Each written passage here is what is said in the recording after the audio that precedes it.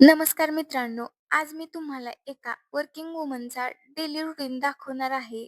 Job, घरकाम आणि स्वतःसाठी वेळ मी कसा मॅनेज करते, तेच या ब्लॉगमध्ये तुम्हाला मी दाखवणार आहे.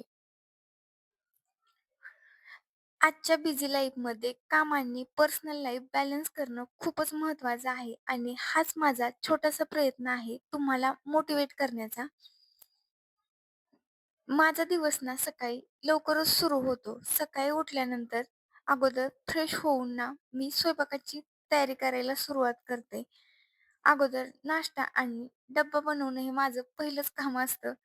कारण मला जरी ऑफिसमध्ये डब्बा असला ना, तरी ना यांच्यासाठी मला डब्बा बनवावाच लागतो. त्यामुळे पहिलं काम असतं की नाश्ता थोडा काहीतरी बनवायचा किंवा कधी-कधी नाश्ता स्किपही होतो. कारण काही फ्रुट्स असतील तर तेही मॅनेज होऊन जातं.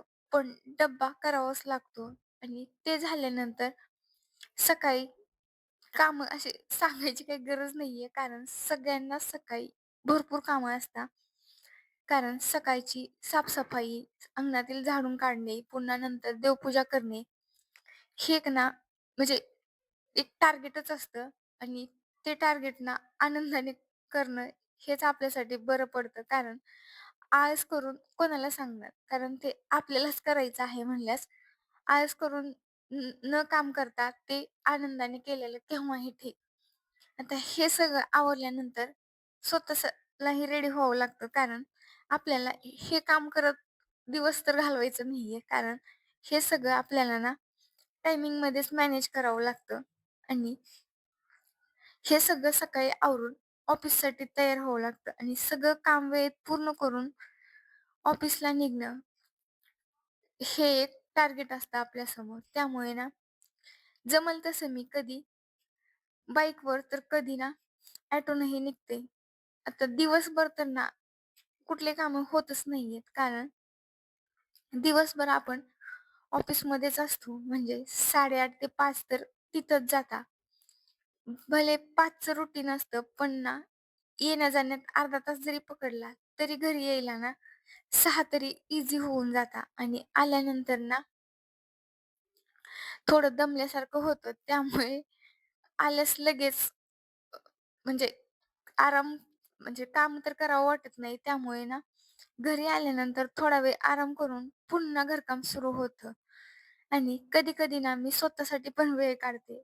म्हणजे वेळ काढते असं काही वेगळं नाही करत. कधी-कधी म्युझिक ऐकते किंवा थोडं काहीतरी दुसरी जी मला आवडते ती ॲक्टिव्हिटी करत ना 7 पर्यंत तरी कसा तरी टाईमपास करते आणि ते झाल्यानंतर ना माझं संध्याकाळचं रुटीन चालू होतं.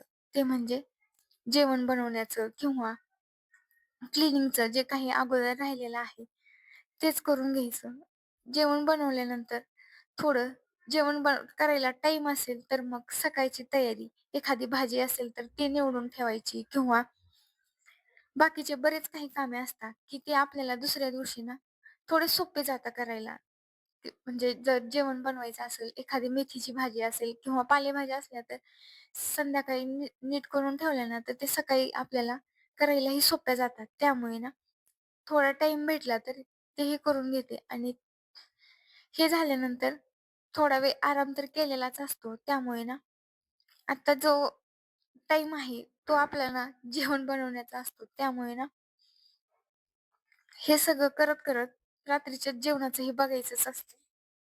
सकाळी ना कामाला थोडी घाईच झालेली असते. त्यामुळे कोणते-कोणते कामं ना माझ्याकडून खरंच स्किप होऊन जातात. कारण करायचं जरी म्हटलं ना, तरी ते कामं करायला ना माझ्याकडे खरंच वेळ नसतो. कारण ऑफिसचा टाईम तेवढाच झालेला असतो. जसं की ही भांडे. आता हे सकाळची भांडी आहेत. आता तुम्ही म्हणसाल, की "ही पोरगी किती घाणेरडी, सकाळची भांडी संध्याकाळी घासते." पण हो, खरंच कधी-कधी होतं तसं, की सकाळी ना टाईम नाही भेटत. त्यामुळे ते संध्याकाळपर्यंत ठेवावे लागतात. ते मला पण वाईट वाटतं, की हां, थोडं आपण आणि कधी-कधी ठरवतेही, की आज असं झालं, आपण थोडं उद्या लवकर उठू, म्हणजे सगळी कामं वेळेत होतात. पण दिवसभर ना एवढं थकून गेलेलो असतो, की सकाळी ना उठावंच नाही वाटत. त्यामुळे सकाळी म्हणजे संध्याकाळी तरी वाटतं, की आजच्यासारखं उद्या नको व्हायला. पण उद्या पण ना तसंच होतं.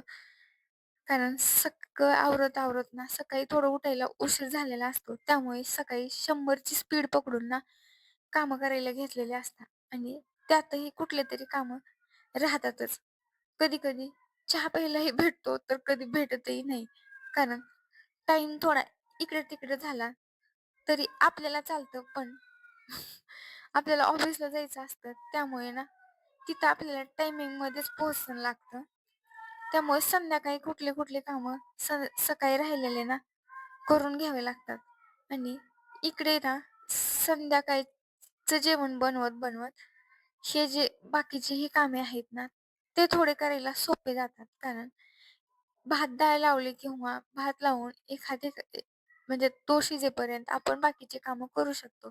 ब्लॉग कसा वाटला ते नक्की